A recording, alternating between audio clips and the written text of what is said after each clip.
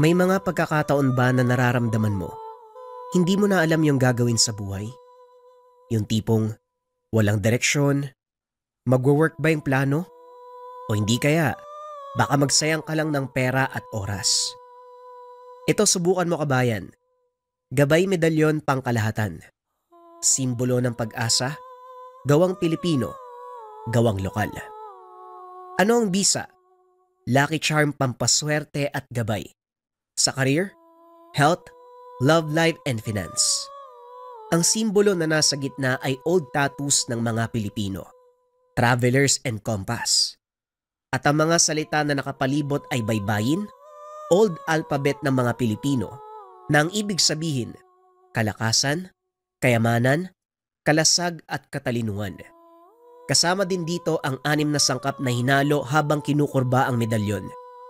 6 na pangkalikasang sangkap.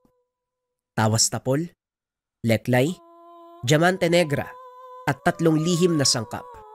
6 na antingero sa negros ang nagbasbas at bumuhay sa medalyon kasama ang orasyon at guideline sa package. Available ito sa necklace version, bracelet version at keychain version. Kung interesado ka kabayan, isearch lang ang shop ng Lika Merchandise.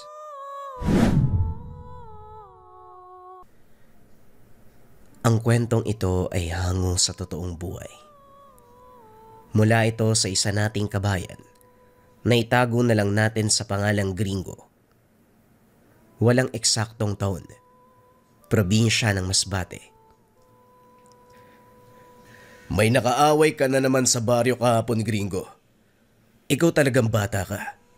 Wala ka ng ibang ginawa kung hindi makipagbasag ulo. Hindi ka ba nagsasawa? Halos araw-araw, umuwi ka ng pasa. Baka sa susunod, umuwi ka ng nasa ataol. Wika namang Dado. Pinagsasabihan ang anak nitong si Gringo. Kakagising lang ng binata, pupungas-pungas pa ito. Habang bumabangon sa higaan, puno ng pasa ang muka at duguan pa ang suot na damit. Ay nako day, kasalanan ko bang lumaki ko sa magulong lugar? At isa pa, hindi naman ako nagsimula ng gulo. Lagi na lang ako yung sinisisi, pero hindi nyo man lang itinanong kung ano ba talaga ang pinagmulan. Tugon ni Gringo. Napailing na lang si Mang Dado dahil napagtanto tama ang sinabi ng anak. Pwede ka naman kasing umiwas pero sinasalubong mo din sila.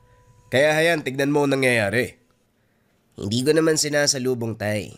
Hindi ko lang talaga matin na may nangapi. Lalo't nakikita ako at alam ko may magagawa ako. Yan din ang rason ng Tio Alvaro mo noon. Pero nag-isip siya. Sinikap na magkaroon ng direksyon ng buhay. Direksyon? Paano mo nasabing may direksyon ng buhay ni Tio Alvaro? Tumanda siyang binata dahil sa pagiging albularyo. Ay nako tay, huwag mo akong itulad kay Tio Alvaro. Hindi ko kailanman pinangarap na maging kagaya niya. Balang araw mauunawaan mo din ang sinasabi ko. Hindi ko rin minumungkahi na tularan mo ang tiyuin mo. Ang gusto ko lang na gawin mo, lagyan ng direksyon ng buhay, Gringo. Lumilipas sa mga taon, nasasayang sa walang kabuluhan ng buhay mo. Tumayo ang binata at lumabas sa silid. Nagtimpla ng kape at naupo sa puno ng mangga. Sa kabila ng pagpapakita ng kawalang interes sa sinasabi ng ama, napag-isip-isip ni Gringo na tama ang sinabi nito. Nang mga araw na yun, nagpunta ang binata sa bayan upang maghanap ng matinong trabaho. At dahil sa kilala itong sanggano sa lugar, walang sino man ang tumanggap sa kanya. Magtatanghali na, tirik na ang araw, wala pa ring makitang trabaho. Naupo ang binata sa lilim ng puno. Lingid sa kalaman nito, may matandang nakaupo sa likod. Nakakaasar naman tong bayan na to. Bakit ba walang gustong tumanggap sa akin? Kung kailan naman sinusubukan ko magpakatino, saka naman tumututol ang pagkakataon. Ano ba talagang gusto mong gawin ko, ha? Wika ni Dado habang nakatingala sa langit. Napatayo ito dahil merong nagsalita sa likod ng puno. Ang ingay-ingay may nagpapahinga dito. At saka hindi ka sasagutin ng mga ulap. Bakit kaya hindi mo tanungin ang sarili mo? Bakit nga ba walang tumatanggap sa'yo? Ano ba ang ginawa mo? Ano ba ang pagkakakilala ng mga tao sa'yo? Kanina ka pa ba dyan, tanda? Hindi man lang kita nakita. Oo. Napasarap yung tulog ko kaso dumating ka naman. Nagsimula mag-ingay, storbo ka Ay nako, pasensya na ho kayo. Hindi ko alam na nandyan ka pala Pero sige, alis na lang ako. Hindi sa akin ang lugar na to. Kaya wala akong karapatang palisin ka. Manatili ka kung gusto mo. Huwag ka lang maingay. Ay hindi no. Maghanap na lang ako ng makakain. Kanina pa ako nagugutom Ako nga din baka pwede mo akong isama. Isama. Wala nga akong pera. Isasama pa kita. Bakit?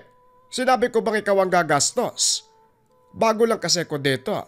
Hindi ko alam kung saan papapalitan ng mga to. Nanlaki mga mata ni Gringo nang makita ang purong ginto na nasa palad ng matanda. Kasing laki ng dulo ng hintuturo. Tinatayang may bigat na 10 gramo ang bawat isa. Nasisiraan ka na ba, tanda? Anong ginagawa mo dito? Bit-bit mo yung ganyang karaming ginto. Hindi mo ba alam na napakaraming kawatan dito? Kaya nga hindi ko inilabas Sa'yo ko lang ipinakita dahil alam ko na hindi ka masamang tao. Hindi ko alam kung niloloko mo ako o ano Hindi mo ba narinig ang sinabi ko kanina? Narinig ko. Isa kang sanggano. Walang taong tatanggap sa'yo at hindi naman yun ang totoo mong pagkatao. Alam kong mabuti ka at hindi rin ikaw ang tipo ng tao na manlalamang sa isang matandang kagaya ko. Kaya halika na, samahan mo ko sa pwede nating pagbentahan ng mga ginto. Pag-uusap ng dalawa. Sinama ni Gringo ang matanda sa kaibigang si Polyon, isa sa mga taong nakakakilala sa binata.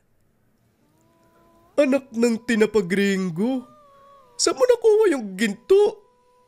Tang na naman purong-puro to Hindi mo na kailangan malaman, Polyon.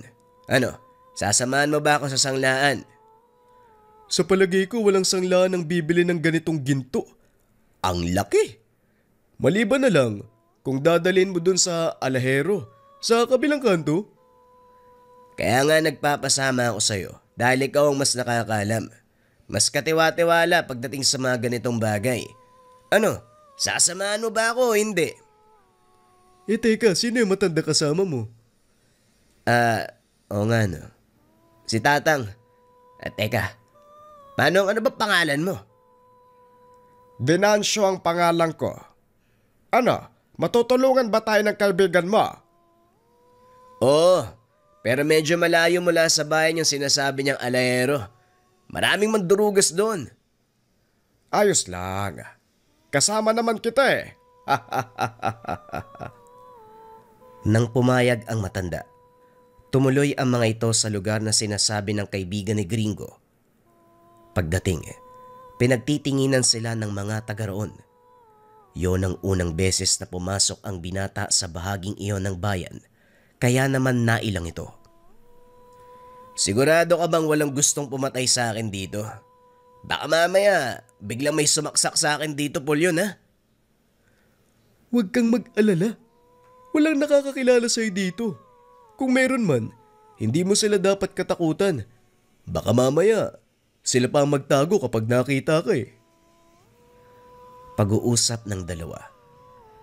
Ilang metro pa ng paglalakad, huminto ang mga ito sa harapan ng tahanan na may malaking pintuan. Batay sa obserbasyon ni Gringo, tahanan ito ng Muslim. Magantay ka muna dito. Kakausapin ko lang si Nur. Pinapasok si Polyon ng mga nagbabantay. Naiwan ang dalawa sa labas. Sinubukang sumilip ni Gringo, ngunit kagad itong hinarangan ng isa sa mga gwardyang Muslim. Pambihira naman, sisilip lang Ano ba kasing meron dyan mga para? Tanong ni Gringo. Hindi sumagot ang mga gwardya. Sinarado ang pintuan at bumalik sa kanilang pwesto. Maya-maya ay lumabas si Polyon. Inaya silang pumasok. Bit-bit ang isang perasong papel. Ipinakita sa mga bantay at hinayaan silang pumasok. Ayos ah. Anong nakasulat dun sa papel? Sulat kamay ni Nur. Nagpapaintulot na makapasok kayo. Sino ba yung Nor na yan? Bakit bantay sarado yung lugar? Si Nur ang pinakamayamang Muslim dito sa bayan. Protektado siya ng mga kalahi niya. Nakikita mo ba yung mga babae at kalalaki ang nakatakip ang muka? Sa ilalim ng mahaba nilang kasuotan, matataas na kalibre ng baril ang nakatago. Ang tawag dyan, muwahhidin. Sa mga hindi nakakalam, ang salitang muwahhidin ay hango sa katagang muhahid, na ang ibig sabihin, siyang nakikibaka. Sila ay mga mandirigmang nakikipaglaban alang-alang sa paniniwala. Madalas kinakatakutan ang mga ito dahil sa angking tapang, walang pagdadalawang isip na lumalaban alang-alang sa pinaniniwalaan. Balik tayo sa kwento. Nagulat si Gringo dahil kung titignan sa labas, maliit lang ang gusali. Ngunit habang naglalakad sila papunta sa kinaroroonan ni Nur, napagtanto isang malaking palasyong nakatago sa ilalim ng lupa. Huminto sa tapat ng malaking pintuan ng tatlo. Akmang papasok na sana nang harangin sila ng dalawang lalaki. Kinapkapan. Nang masiguradong walang mga sandata, binuksan ng mga ito ang pintuan. Huwag na huwag kayo magsasalita hanggat hindi kayo tinatanong ha. Madaling magalit si Nur. Ayaw niya ng maingay. Wika ni Polyon. Hindi naman nagsalita si Gringo. Pagpasok nila sa silid, nakita ang isang lalaking nakasuot ng mahabang puting damit. May mahabang balbas.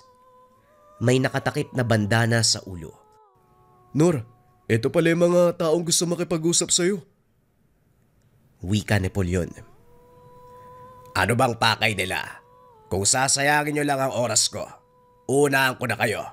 Wala akong panahon sa... Hindi na ituloy ni Nor ang sasabihin nang ipakita ni Tatang Venancio ang dalang ginto. Pwede mo bang presyohan ang mga dala ko? Maupo ka, Manong. Hoy, kayo dyan, bilisan nyo. Dala nyo ng makakain at inumin ng mga bisita natin. Bilisan nyo! Utos ni Nor sa mga tauhan. Naupo si Tatang Venancio habang sinusuri ni Nor ang dalang ginto. Nagulat ito nang mapag-alamang purong ginto ang mga yon. Saan mo nakuha ang mga to? Hindi mo ba alam na purong-puro yan? Alam ko. Kaya nga pinapapresyohan ko sa iyo ang isang peraso.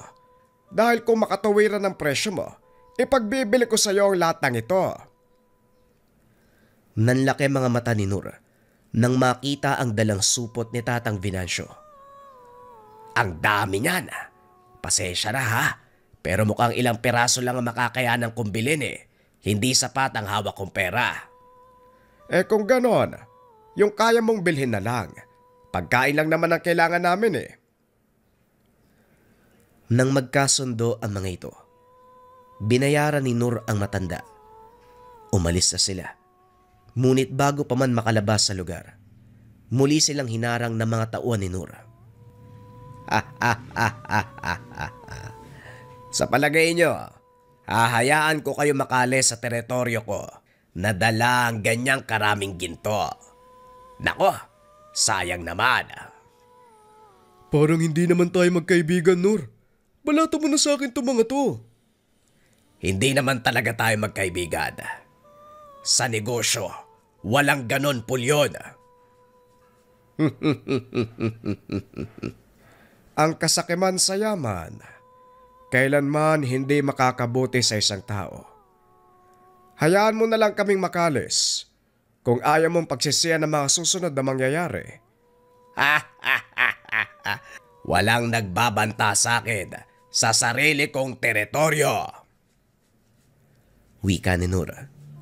Sumenyas ito at nagsipaglabasan ang mga tauhan. Tinutukan ng baril si Tatang Venancio. Isinilid ni Gringo ang kamay sa bulsa habang nakatingala at sumipol. Kilala ni Polyon ang ugali nito. Sa oras na maging ganon ang postura ng binata, siguradong magkakagulo. Huminahon ka, Gringo. Wala kayong magagawa dito. Napapaligiran tayo. Huwag kang mag-alala. Hindi ako gagalaw hanggat hindi sila gumagawa ng masama. Wika ni Gringo. Kahit nakatitig ito sa malayo, matalas ang pakiramdam. Inuobserba ng bawat galaw ng mga tao sa paligid. Hanggang sa isa sa mga tauhan ni Nur ang lumapit. Biglang inagaw ni Gringo ang armas. Pinagbabaril ang mga tauhan ni Nur. Hindi ako marunong humawak ng baril. Pasensya na kayo. Walang tinamaan sa inyo eh. Isa-isang nagtayuan ang mga ito habang nakatitig kay Gringo. Ang lakas ng lobo. Hindi mo ba alam na itinuturing kong sagradong lugar na ito? Sino ka para dungisan ang pamamahay ko? Teka Polyon, ano bang ipinunta natin dito? E di para magbenta ng ginto. May dala ba kaming sandata? May ginawa ba kaming masama? Wala tayong ginagawang masama. Ngayon, sino ang humarang sa amin upang kunin ang ginto ni Tatang? Ang pinakatanong dito, sino ang may binabalak na masama? Kami ba o si Nur? Napangiti na lang si Gringo. Nakita nito kung paanong mamula sa galit si Nur. Tampalasa na. Wala kang galang. Alam mo ba ang parusa sa mga kagaya mo ay kamatayan sa pamamagitan ng pagpugot ng ulo? Naku, naloko na.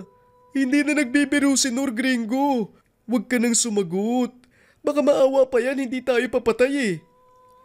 Ano bang kinakatakot mo? Lahat naman tayo mamamatay. Pero nakatakda ito sa sarili-sarili nating panahon.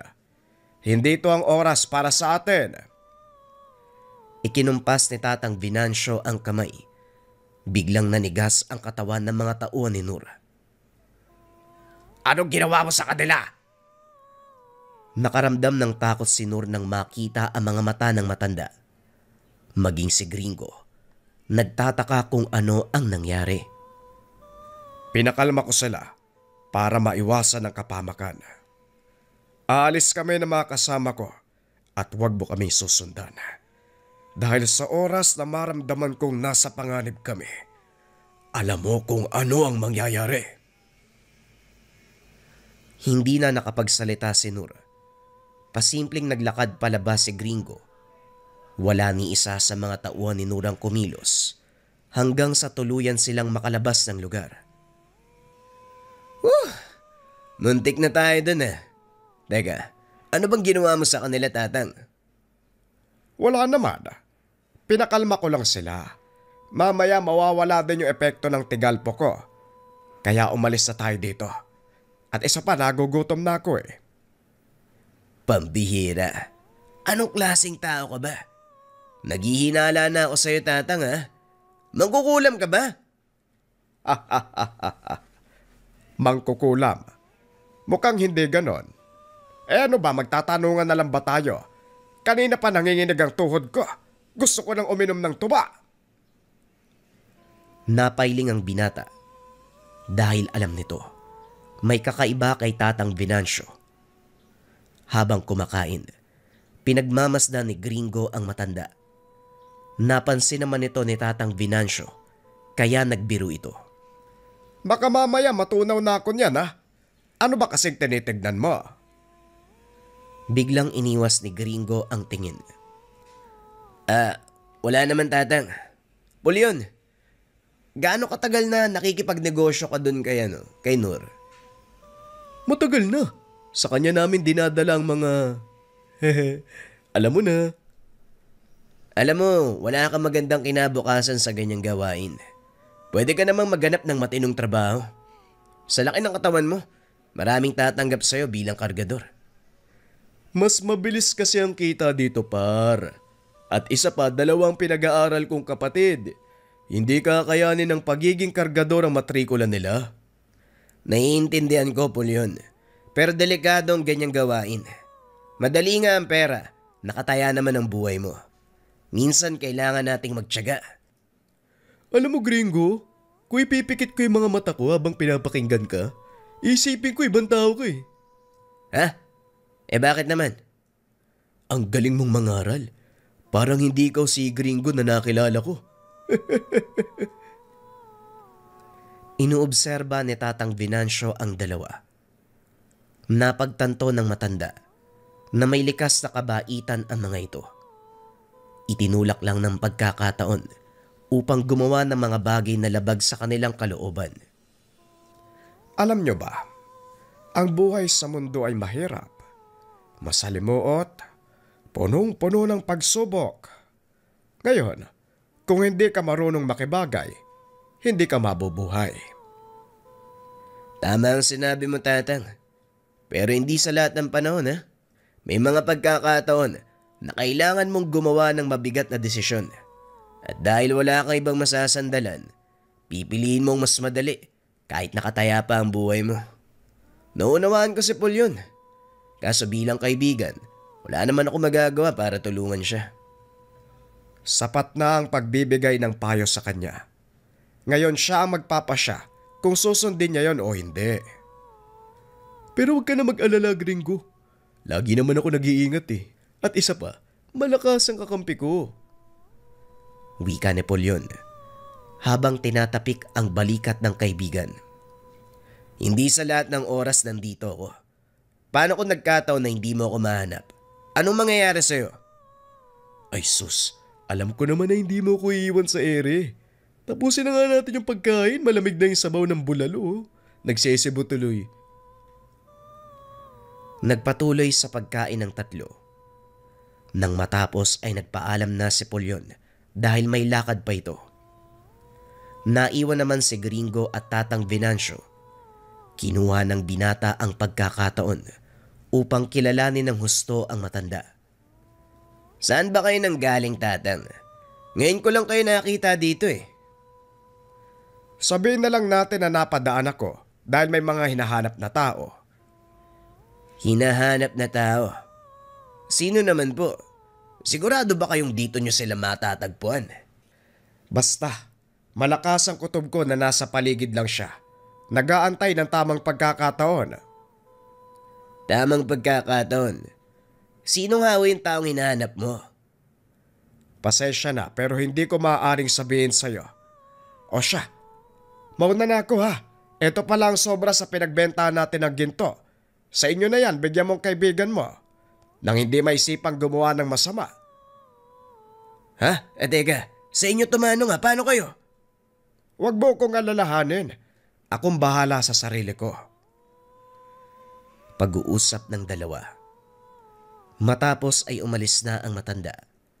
Naiwang nakaupo sa kainan ng binata habang pinagmamasdan nitong maglakad palayo. Hanggang sa tuluyang maglaho sa madilim na lansangan. Pilit inisip ni Gringo kung sino ang matandang iyon. Alam nito na hindi pang karaniwang tao si Tatang Venancio at siya mismo ang makakapagpatunay dito. Ilang minuto ang lumipas. Nagpa siyang umuwi ang binata. Bumili ito ng makakain bago tumuloy. Pagdating sa tahanan, nakita nito ang ama na nakaupo sa sala at may sugat sa noo. O tay, ano pong nangyari sa noo niyo? Bakit po may sugat yan? Nagkagulo kasi kanina sa palengke. Natamaan ako ng maliit na bato. Huwag ka mag-alala. Hindi naman to malala eh. Ayos lang ako. Ikaw ba saan ka galing? Saka ano yung dala mo? Tugon ng tatay nang mapansin ang dalang supot ni Gringo. Binili ko po sa bayan. Naisip ko na pagod kayo ni nanay kaya bumili na lang ako ng lutong ulam. Sandali lang ho, magsasayang lang ako. Teka, sandali. Saan ka kumuha ng pambili? Mamaya, may ginawa ka na namang kalokohan sa bayan ha? Pambira talagang buhay to. Wala akong ginawang kalokohan, tay. May tinulungan ako matanda. Natuwa sa akin kaya binigyan ako ng kaunting pera. Sinasabi ko lang, kilala kasi kita gringo eh. Ay nako tay, hindi naman sa lahat ng oras, ganun ako. At isa pa, galing sa malinis na paraan tong pinangbili ko no. Sige na, magsasayang na muna ako. Ito ang kadalasang linya ng ama sa tuwing uuwi ang binata na may dalang pagkain. Hindi niya ito masisisi dahil siya din mismo ang gumagawa ng paraan para pagdudahan siya ng ama. Ngunit sa kabila nun, alam ni Dado na may tinatagong kabutihan ng anak. Kinabukasan, muling bumalik ng bayan si Gringo para hanapin si Pulyon at ibigay ang parte nito mula sa perang pinagkaloob ng matanda. Kaso nga lang nagulat ang binata dahil sumalubong sa kanya ang malungkot na balita. Natagpo ang patay sa gilid ng ilog ang kaibigan. Ayon sa mga nakakita, wala na itong ulo. Tadtad ng taga ang katawan. Matalik na magkaibigan ang dalawa simula pagkabata, kaya hindi matanggap ni Gringo ang nangyari kay Pulyon. Pinuntahan ng binata ang mga naiwang kaanak ng kaibigan upang makiramay. Nagulat si Gringo dahil hindi man lang sinabi ni Pulyon na mag-isa lang itong itinataguyod ang dalawang kapatid. Hindi pinagtapat sa kanya na matagal nang pumanaw ang kanilang mga magulang. Habang nakadungaw sa kabaong ng kaibigan, bigla itong tinawag ng isa sa mga nakikiramay. Ayon dito, isang matandang lalaki naghahanap sa kanila ni Pulyon. May hinala ang binatang si Tatang Venancio ang tinutukoy nito. Hindi nga nagkamali si Gringo dahil nakita nitong nakatayo sa labas ng bakuran si Tatang Venancio. Pasensya ka na ha. Natagalan akong hanapin ang tahanan ng kaibigan mo. Nakikiramay ako, Gringo. Salamat po, Tatang. Tumuloy po muna kayo nang makapagkape. Pag-uusap ng dalawa. Naupo ang mga ito sa tabi ng kabaong ni Pulyon. Ipinagpatuloy ang pag-uusap. Sadyang nakakapanghinayang ang buhay ng kaibigan mo. Masyado pa siyang bata para sapitin ang ganyang klase ng kamatayan. Ang inala ko, mga tauhan ni Nurang may gawa nito sa kanya. Nakukonsensya tuloy ako kung bakit ko pa pinakiusapan si Pulyon na samahan tayo dun. Sa palagay ko, hindi normal na tao ang may gawa nito. Tama ho kayo, hindi normal. Kasi halang ang kaluluwa. Wala silang pakundangan. Tignan mo yung ginawa nila kay Pulyon, no? Hindi mga tao ang gumawa nito sa kanya. Tama, Manong. Mga hayop sila. Teka, hindi tao. Anong uri ng nilalang ang gagawa ng ganyang uri ng pagpatay? Alam kong hindi ka maniniwala kung sasabihin ko, mga aswang ang pumatay sa kanya. Yan naman ang kalokohan, Tatang. Paano mo nasabing aswang? Ang mga kagat sa kanyang leeg, mga sugat sa katawan na hindi gawa ng anumang patalim kung hindi matalas na kuko ng isang nilalang. Ang pagkaputol ng ulo ni Pulyon, tila hinila mula sa kanyang katawan. Yan nga din ho yung sinabi sa akin ng mga taga-morgue. Pinahirapan nila ng husto si Pulyon bago patayin. Kinaladkad pa daw sa daanan. Hindi ba gano'n naman talaga ang ugali ng... Hindi na ituloy ni Gringo ang sasabihin. Dumating ang pangkat ni Nur. Assalamualaikum. Naparito ako para makiramay. Walang iya ka. Ang kapal ng mukha mong magpakita sa burol ng taong pinatay mo. Galit na galit si Gringo nang makita si Nur sa pag-aakalang ito ang pumatay sa kaibigan. Pasensya na, kaibigan. Pero hindi ako may gawa nito kay Pulyon. Oo, aminin kong masama akong tao. Ngunit para sa akin mabuting kaibigan si Pulyon. Kaya maniwala ka man o hindi, hindi ko magagawa ito sa kanya. Maghulos dili ka, Gringo. Gaya ng sinabi ko, hindi tao ang pumatay kay Pulyon kung hindi mga aswang. Pwede ba, Tatang? Hindi ako naniniwala sa mga aswang dahil ni minsan hindi ako nakakita na mga kagaya nila. Pwes ngayon pa lang sasabihin ko sa'yo, maniwala ka sa matandang to. Dahil maging ako, may karanasan din sa kanila. Itinaas ni Nur ang kanyang damit. Tumambad ang malalaking pilat na dulot ng kalmot mula sa kung anong nilalang. 3 mahabang pilat mula sa 3 malaking kuko. Walang duda, isang talonano ng may gawa nito. Sabihin mo sa akin, Nur, ano ang anyo ng nilalang na sumalakay sa'yo? Madilim na mga oras na yon. Pero naaninag ko ang anyo ng nilalang. Baboy ramo ang kanyang ulo. May mahabang mga kamay na tig-3 daliri sa bawat isa. Tama nga ang hinala ko. Isang talonano ng nalalakay sa'yo. Batay din sa kwento ng mga nakakita kay Pulyon. Parehong sugat ang natamo ng binata. Ang pagkakaiba nga lang, pinugutan nito ng ulo ng nilalang. Dumungaw si Nur sa ataol ng binata. Nakita ang tahi sa bandang leeg. Patunay na dinuktong lang ang balat ng kanyang ulo.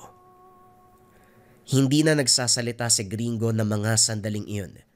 Inisip nito ang sinabi ng 2 nakakatanda. Nagpatuloy ang pag-uusap ni Tatang Venancio at Nur tungkol sa nangyari. Hanggang sa mapagkasunduan ng mga ito na tugisin ang nilalang. Kaya ko magkaloob ng mga sandatang gagamitin. Ngunit hindi ko alam kung paano siyang papalabasin. Ang mga talonanon ay uri ng aswang na walang kakayahang magbago ng kanilang anyo. Hindi kagaya ng ibang uri. Nananatili ito sa anyong aswang at hindi maaaring lumabas tuwing may araw dahil masusunog ang balat nila. Wika ni Tatang Venancio. Dagdag pa nito, pahirapan ang pagtugis sa mga ganitong nilalang dahil halos wala itong bakas na iniiwan.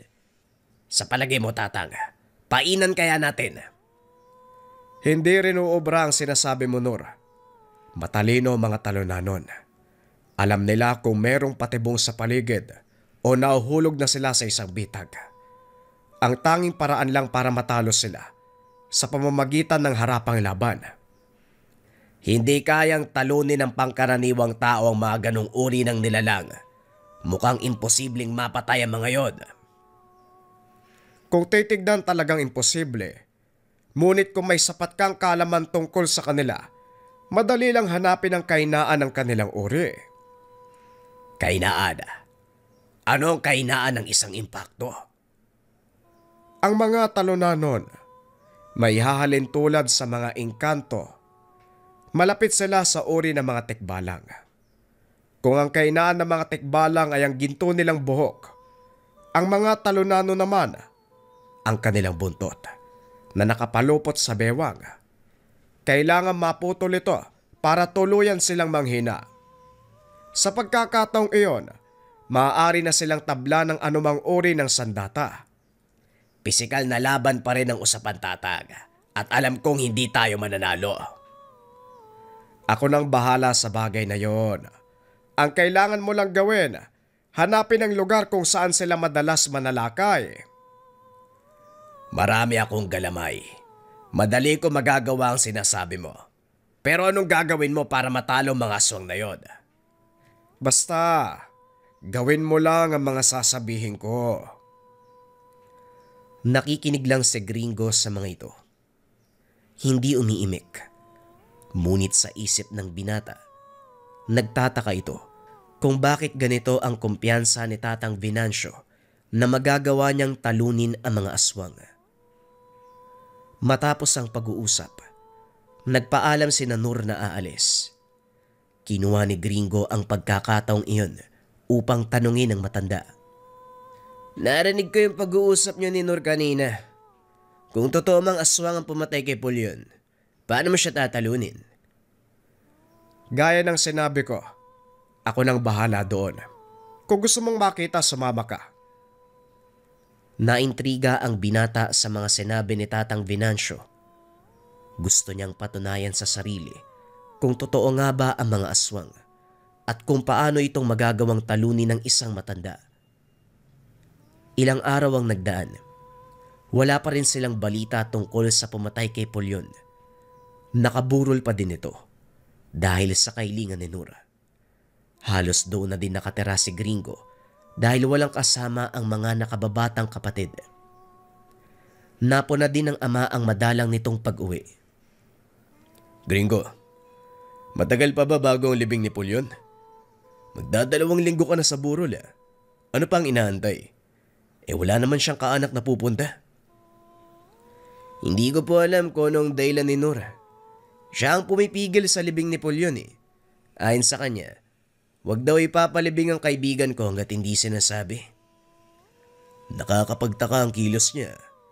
Ano kaya ang dahilan? Bueno, kung kakailanganin mo ng tulong magsabi ka lang. Alis na muna ako ha. Isara mo ang pintuan bago ko umalis. Tay, sandali nga. May sakit ba kayo? Sakit? Wala naman. Bakit mo na itanong? Himala kasi. Hindi mo ako pinagsabihan ngayon ah. Aba lokong bata to ah. Anong gusto mo? Lagi tayo magsisigawan. Magbabangayan. Hindi naman sa ganun, tay. Naninibago lang ako. Ewan ko sa'yo. Sige na. Alis na ako. Pag-uusap ng mag-ama. Ilang minuto pagkaalis ni Mang Dado, nagpa siya si Gringo na bumalik sa tahanan nila Pulyon. Nagulat ito nang makita ang ilang kalalakihan na nakasuot ng mahabang itim na damit. Lumapit ang binata upang kausapin ang mga ito. Magandang hapon sa inyo. Sino sila? Lumingon ang isa sa kanila. Nagtanggal ng talukbong at ngumiti. Magandang hapon. Hinahanap namin ang matandang si Venancio. May nakapagsabi sa amin na nandito siya. Tugon ng lalaki. Si Gringo ang tipo ng tao na hindi madaling magtiwala. Noon lang niya nakita ang lalaking kausap. Ang nakapagtataka, kilala si Tatang Venancio. Hindi ko alam kung sino yung tinutukoy mo eh. Ngayon ko lang narinig yung pangalan na yan. Pasensya na po. Hindi ko siya kilala. Ganun ba? Pero mukhang kabaliktaran ng mga sinasabi mo. Yung galaw ng katawan mo. Masama ang magsinungaling bata. Tinatawag mo ba akong sinungaling? Ang lakas ng loob mo ah. Mukhang hindi mo yata ako kilala, Manong. Kilala kita. Isa kang sanggano. Sakit sa ulo ng lipunan. Walang manghihinayang kung mamamatay ka ngayon. Kaya ako sa'yo. Sabihin mo sa akin kung nasaan si Tatang Venancio. Baka sakaling magbago ang isip ko, hindi kita isunod sa kaibigan mo. Tugon ng lalaki habang hawak ang ataol ni Pulyon. Kung ganun, ikaw ang pumatay sa kaibigan ko. Hindi ako ang personal na pumatay sa kanya. Pero parang ganun na nga. Alam mo ba kung ano ang dahilan ng pagkamatay niya? Pagsisinungaling. Kaya ako sa'yo, sabihin mo kung nasaan si Tatang Venancio. Baka sakaling magbago pa ang isip ko. Nilingon ni Gringo ang mga kasama ng lalaki. Nakitang nanlilisik ang mga mata nito. Alam ng binata na hindi pangkaraniwang tao ang nasa harap. Wala siyang laban sa kanila. Bukod pa dito, may mga inosenteng naroon kaya pinili niyang kumalma. Hindi ako nagsisinungaling. Wala akong alam sa mga sinasabi mo, kaya makakaalis na kayo. Maiksi lang ang pasensya ko, bata. Hindi ako mahilig sa ikalawang pagkakataon. Kaya isang beses pa ako magtatanong. Nasaan si Tatang Venancio? Hindi ka rin makulit ano? Sinabi ng hindi. Hindi na ituloy ni Gringo ang sasabihin. Bigla itong sinuntok ng lalaki sa sikmura. Napalod ang binata at halos mawala ng malay dahil sa lakas ng pagkakasuntok. Anong sinabi mo? Pakiulit nga. Hinawakan ito sa leeg ng lalaki. Itinaas. Nakakalokong ngiti ang tinugon ni Gringo. Dahil dito muling sinuntok ng lalaki ang binata at sa pagkakataong iyon, tuluyang bumagsak si Gringo. Pinilit na tumayo. Ngunit sa hindi malamang dahilan, nanginig ang tuhod nito. Ano bang nangyayari sa katawan ko? Uy gringo, wag mo sabihing natatakot ka. Tumayo ka, hindi to ang oras para maduwag. Wika ng binata sa sarili habang pilit na tumatayo. Ngunit bago pa man makabangon, muli siyang sinipa ng lalaki, hinawakan sa buhok. Ano, hindi ka pa rin ba magsasalita? Wala kang makukuha sa... dahil hindi ko kilala ang sinasabi mong tao. Hindi rin maganda ang sobrang magpakabayani. Kung minsan, mamamatay ka ng walang dahilan. Wika ng lalaki, sabay hagis kay gringo sa malayo. Tumama ang binata sa haligi ng bakod na naging dahilan ng pagkaparalisa ng katawan.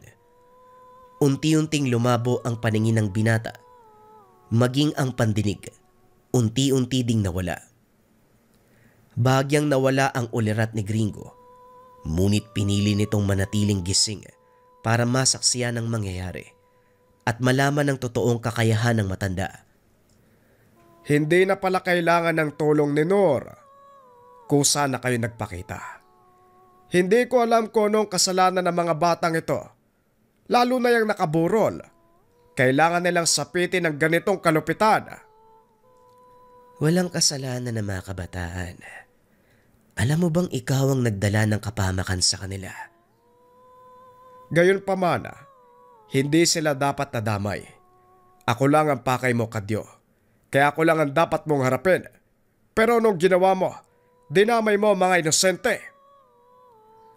Kung hindi ka nakialam sa mga gawain namin, hindi tayo hahantong sa ganito. Wala sanang madadamay. Ngayon sino ang sisisihin mo? Habang nag-uusap si Kadyo at Tatang Binansyo, sinikap ni gringo na iupo ang sarili. Hindi na nito maigalaw ang babang parte ng katawan, ngunit nagawa niyang sumandal sa puno. Kinuha ang atensyon ni Tatang Binansyo. Huwag ka makinig sa kanya. Ginawa lang namin ang tama dahil hindi mapagkakatiwalaan ng taong yan. At siguro yun din ang naramdaman ni Polyon. Kaya alam kong walang pagsisisi ang kaibigan ko nung iaalay niya ang sariling buhay. Gayunpaman tama ang sinabi ng taong to. Kasalanan ko kung bakit namatay ang kaibigan mo at kung bakit nasa ganyan kang kalagayan ngayon. Ikaw naman, Kadyo, mukhang dito na magwawakas ang gawain mo. Masyado kang mayabang. Hindi mo ba naaalala kung bakit ka tumakas? Yon ay dahil mahina ka. Hindi mo kayang tapusin ang sinimulan mo noon. Tama ka, pero nagawa kong patayin ang tatay mo at wala kong pinanghihinayangan o pinagsisisihan. Yan mismo ang dahilan kung bakit ako nandito ngayon. Nung pinatay mo si Ama, sinalo ko ang kanyang tungkulin at kasalukuyang namumuno sa aming samahan. Mukhang sayo na din magwawakas ang iyong angkan. Biglang nawala ang matanda sa paningin ni gringo. Laking gulat ni Kadyo. Biglang bumagsak ang isa sa mga tauhan. Isa-isa ding nagpulasan ang mga nakikilamay. Dahil sa kaguluhan, ang akala ng mga ito ay simpleng away ang nangyayari. Ngunit lingid sa kalaman ng mga tao, ito ay laban sa pagitan ng isang batikang ermitanyo at ang kanang mambabarang. Gaya ng dati, traidor ka pa rin. Hindi ka pa rin marunong lumaban ng patas. Lumaban ng patas? Bakit kayo ba? Nung biktima kayo ng mga inosente, pinatay nyo sila upang gawing alay. Sa palagay nyo patas ba yon? Pinigilan ko lang ang hindi magandang gawin ng inyong angkan. Masyado kang pakialamero. Bakit hindi ka nalang manahimik? Habang nag-uusap ang mga ito, isa sa mga tauhan ni Kadyo ang bumagsak. Tuluyang kayong mauubos kung magmamatigas ka at mananatili sa lugar na ito. Hindi ko na maaaring palampasin ang pagkakataong ito. Kung kinakailangan mamatay ako para may pagiganti ang kamatayan ni Ama, maluwag kong tatanggapin. Siguradong malaking karangalan para sa angkan ko ang mapatay ka. Malaking kaibangan ang iniisip mo. Binibigyan kita ng pagkakataong maituwid ng mali niyong adhikain. Ayokong umabot sa ganito mga bagay-bagay, pero pinilit ako ng iyong ama. Simula pa lang, kung hindi ka nakialam, hindi naaabot sa ganito ang lahat. Ang mga nangyaring patayan sa nakaraan, ikaw ang dahilan kung bakit naganap yon. Dahil pakialamero ka. Uulitin ko, Kadyo. Ginawa ko lang ang nararapat.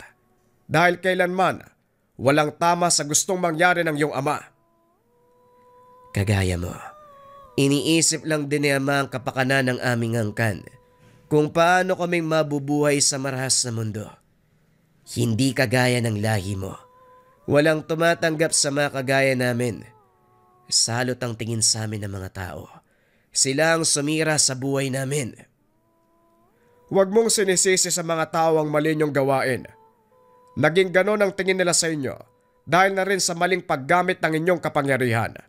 Inabuso niyo ang lahat ng kakayahan na ibinigay sa inyo. Ano pa man ang dahilan, hindi na nito mababago ang lahat. Gaya ng sinabi ko sa iyo, handa akong ibuwis ang buhay ko. May pagiganti lang ang kamatayan ng aking ama. Pag-uusap ng dalawa. Nagulat si Gringo nang biglang tanggalin na mga kasama ni Kadyo ang talukbong. Tumambad sa binata ang anyo ng mga ito. Napangiti si Gringo dahil hindi nito akalain na masasaksihan ang totoong anyo ng isang aswang. Muling nagpakita si Tatang Venancio. Hinarangan si Gringo. Sila ang tinatawag na talunanon. Tama nga ang hinala ko. Mga alaga nga sila ni Kadyo. Hindi ko akalain kung kailan mamamatay na ako. Saka pa ako nakakita ng aswang. Huwag kang magsalita ng ganyan dahil hindi ka mamamatay. Naglakad palayo kay Gringo ang matanda. Sinugod ang mga aswang. Lalong namangha ang binata dahil sa kabila ng tanda ni Tatang Venancio, nagagawa nitong makipagsabayan sa malakas na aswang. Dumagungdong ang bawat suntok nito at sa tuwing tatamaan ang mga kalaban, napupunit ang laman ng mga ito. Hindi inakala ng binata na may itinatagong lakas ang matanda. Patuloy na nakikipagbuno si Tatang Venancio. Nagulat si Gringo nang makitang may ginagawa si Kadyo. Naglabas ito ng patalim. Sinaksak ang isa sa mga kasama. Dinukot ang puso at kinain. Halos masuka ang binata sa nakikitang tanawin. Matapos ay hinarap ni Kadyo si Tatang Venancio. Abala ang matanda sa pakikipagtuos sa dalawa pang aswang. Habang naglalakad si Kadyo, unti-unting nagbabago ang anyo nito. Nararamdaman ng matanda ang kakaibang presensya at nang lumingon ito sa kinaroroonan ni Kadyo, tumambad ang malaking nilalang na may ulo ng baboy at katawan ng tao. Nawala sa isip ni Tatang Venancio ang dalawang kalaban dahil napako ang atensyon nito sa paparating na nilalang. Hinawakan ng dalawang aswang ang magkabilang kamay ng matanda, iniharap sa nilalang. Tignan mo nga naman. Sino mag-aakala na aabot sa punto, ipagpapalit mo ang iyong pagiging tao? Ginawa ko ang lahat dahil alam kong darating sa puntong magtatagpo tayo at alam kong wala akong laban sa'yo. Ngayon tignan natin kung makakapagyabang ka pa. Sinakal ni Kadyo ang matanda.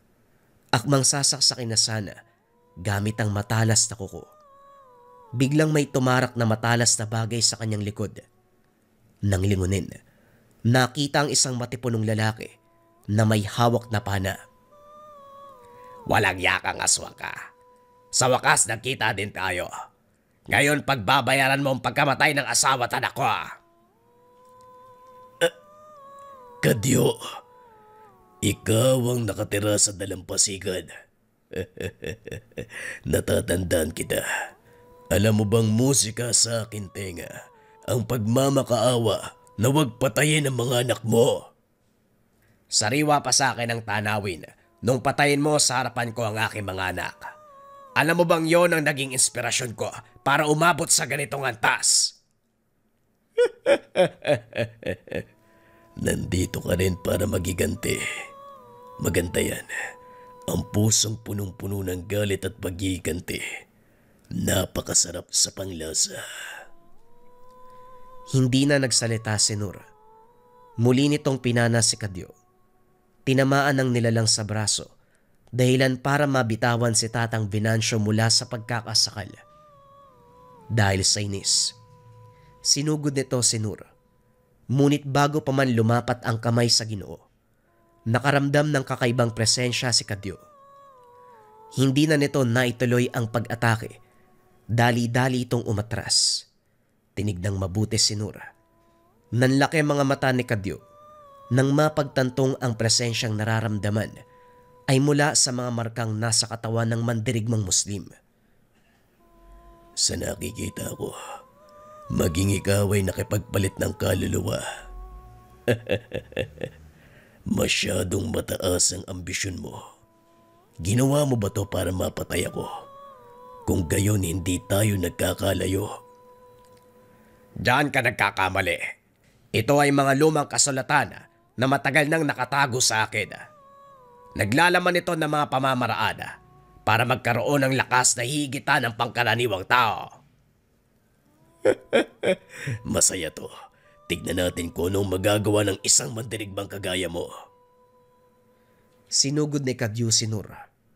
Sunod-sunod itong nagpakawala ng palaso na tumama naman sa katawan ng kalaban. Bago pa maabot ni Kadyo si Nur, nagawa nitong makaiwas. Binunot ang sandata mula sa kanyang bewang. Sunod-sunod na tinaga si Kadyo. Kinuha naman ni Tatang Venancio ang pagkakataon upang ihanda ang susunod niyang atake. Nagdatingan ang mga tauhan ni Nur. Binuhat palayo sa lugar ang binata. Ayon sa mga ito, maglalagay sila ng pampasabog sa paligid, bagay na tinutulan ni Gringo. Hindi maaari. Tahanan ito ng kaibigan ko at kasalukuyan siyang nakaburol. Hindi ako papayag na sirain niyo ang lugar. Wika ng binata. Hindi nakinig ang mga tauhan ni Nur. Ipinagpatuloy ang paglalagay ng mga dinamita sa paligid. Nang mapansin ni Tatang Venancio, kagad nitong sinaway ang mga tao. Walang magagawa mga pampasabog na yan laban sa mga kagaya nila. Magdadala lang kayo ng kapamakan sa paligid, kaya itigil nyo yan. Nawala ang atensyon ni Tatang Venancio sa ginagawa ni Nur at Kadyo. Nagulat na lang ang matanda nang makarinig ng sigaw. Nakita nitong nakabaon ang kamay ni Kadyo sa dibdib ni Nur. Habang itinataas niya ito, pilit kumakawala ang Ginoo. Kaso nga lang wala nang magagawa dahil sa tuwing kikilos, lalong lumalalim ang pagkakabaon ng mga kuko ni Kadyo. Anong sinabi mo kanina? Lakas na kayang higitan ng pangkaraniwang tao. Nagpapatawa ka. Nasaan ang pinagmamayabang mo? Hindi na nakasagot si Nur. Salip ay tinaas nito ang kanang kamay. Ito ay hudyat. Saka pa lamang napagtanto ni Kadyo na ang mga palasong nakatarak sa katawan ay mga pampasabog. Hindi mo nakita yon ano? Paalam Kadyo, magkita na lang tayo sa impyerno. Matapos magsalita ni Nur, isa-isang sumabog ang mga granadang nakatali sa mga palaso na nakatarak sa katawan ni Kadyo. Nadamay sa pagsabog si Nur, ngunit kahit pa'y kinamatay nito ang ginawa, walang nakitang bahid ng pagsisisi si Gringo. Hindi makapaniwala ang binata, may mga ganitong uri ng tao na kayang magbuwis ng buhay para sa kanilang mga adhikain. Napagtanto ng binata na totoo ang sinasabi ng kanyang ama. Sinasayang nito ang kanyang buhay sa mga walang kwentang gawain. Ilang sandali lang ay humupa ang alikabok na dulot ng pagsabog. Laking gulat ni Gringo dahil nakita nitong nakatayo pa rin si Kadyo. Unti-unting naghihilom ang mga sugat. Sayang lang ang buhay mo. Sinabihan na kita na hindi ako mapapatay ng kahit anong sandatang gawa ng tao. Nilingon niya si Tatang Venancio na noon ay naroon pa rin sa kinakatayuan. Ikaw tanda, hindi ka pa rin ba natatakot sa mga nangyayari? Ipagpapatuloy pa rin ba natin ang laban? Inaasahan ko nang mangyayari ito. Alam ko ang kakayahan mo at hindi ako haharap sa iyo nang walang sapat na paghahanda. Muli itong naglaho sa paningin. Ilang segundo ay sunod-sunod na pag-atake ang binigay kay Kadyo. Hindi malaman ng nilalang kung saan nang gagaling ang atake. Naging mabagal ang pagkilos nito dahil sa mga pinsalang natamo. Bagaman unti-unting naghihilom, hindi pa lubusang nagsasara ang mga sugat. Patuloy na hinahagupit ng matanda si Kadyo hanggang sa tuluyan na itong bumigay. Napaluhod ang malaking nilalang habang sinasapo ang mga sugat na dulot ng pag-atake ni Tatang Venancio. Anong problema? Bakit hindi ka na makapagyabag? Dinampot nito ang sandatang binitawan ni Nur. Nilapitan si Kadyo. Hinawakan nito sa buhok at tinutukan ng patalim sa leeg. Bakit mo ginagawa to? Bakit kailangan mong mangialam sa mga gawain namin? Dahil hindi tama ang inyong adhikain. Maling-mali ang gusto niyong mangyari. Ginagawa lang namin ang nararapat para mabuhay. Kahit ano pa ang dahilan mo, wala akong nakikitang tama sa mga gawain mo. Simula pa noon, marami ng buhay ang nawala. Kung hindi kita pipigilan ngayon, lalo pa itong madadagdagan. Maswerte ako, naabutan pa kita ng buhay. Nagkaroon ng pagkakataong pigilan. Ito ang may tuturing kong huling misyon. At kahit ikamatay ko pa, hindi ko yun pagsisisihan. Dahil alam ko na hindi na sayang ang aking buhay sa pagpigil sa mga gawain nyo. Pareho lang tayong naging angal kahit ano pa ang sabihin mo. Kahit magmalinis ka, hindi may tatanggi na tayo ay biktima ng tadhana. Isinilang sa magkabilang panig ng mundo, magkaiba ang paniniwala at adhikain. Ngunit hindi may tatanggi na karahasan ang dahilan kung bakit humantong tayo sa ganitong pagkakataon. Tama ka. Karahasan ang dahilan kung bakit tayo nandito sa tagpo. Ngunit isang bagay ang pinagkaiba natin. At anong bagay na yun? Lumalaban ako para sa mga tao. Pag-uusap ng dalawa. Itinarak ni Tatang Venancio ang patalim sa dibdib ni Kadyo. Paalam na, Kadyo. Naway payapa kang makatawid sa kabilang buhay. Tanggapin mo ang pahintulot mula sa akin. Naway magkausap kayo ng iyong ama. May sinabi ako sa kanya bago ko siya patayin. Paalam, Tatang Kadyo. Hindi ko alam nahahantong tayo sa ganito. Ngunit ganun pa man, nagpapasalamat ako dahil ikaw ang pumatay sa akin. Nakita ni Gringo ang pagtulo ng luha ni Tatang Kadyo. Alam ng binata na may kung anong nagduduktong sa dalawa bago pa man sila naging magkalaban. Matapos ang kaganapan, nilapitan ng matanda si Gringo at binuhat. Hindi na po siguro ako magtatagal, Tatang. Bakit hindi mo na lang ako hayaang mamatay? Hindi ako naging ermitanyong babaylan nang walang dahilan kaya tumahimik ka. Tugon ng matanda. Inihiga nito si Gringo sa mahabang upuan. Nagsimulang gamutin ang mga natamong pinsala. Tuluyang nawalan ng malay ang binata. Nang magising ito, magaling na ang lahat ng sugat. Nailibing na si Pulyon. Ayon sa kanyang ama, 5 araw siyang nawalan ng malay. Ano bang nangyari sa'yo? nawalan ka ng malay sa loob ng 5 araw? Mahabang kwento, tay. Mas mabuti ho siguro, wag ko na lang sabihin. Ibaon natin sa nakaraan. Pag-uusap ng mag-ama. Maya-maya ay dumating si Tatang Venancio.